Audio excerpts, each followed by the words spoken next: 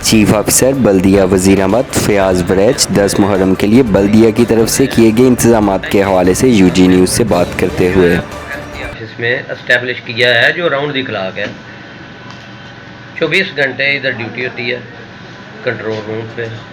और मैंने खुद विज़िट किया है, रात को भी किया इमाम बारगाह का रूस का, और हमने सफाई का किया है। तो इसके बाद इंक्रोचमेंट है, लाइट है, जनरेटर है, पानी का इंतज़ाम किया है अगर किसी को ज़रूरत हो तो, और भी जो डायरेक्शन गवर्नमेंट की आएंगी इंशाल्लाह।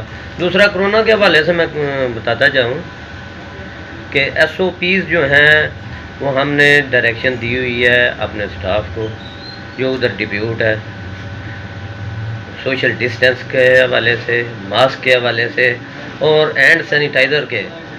ये 3-4 इश्यूज़ हैं, पॉइंट्स हैं जिन पे हमने फोकस किया हुआ है। और हमारा स्टाफ जो है 24 घंटे उधर इमाम बारगाह पे डिप्यूट है।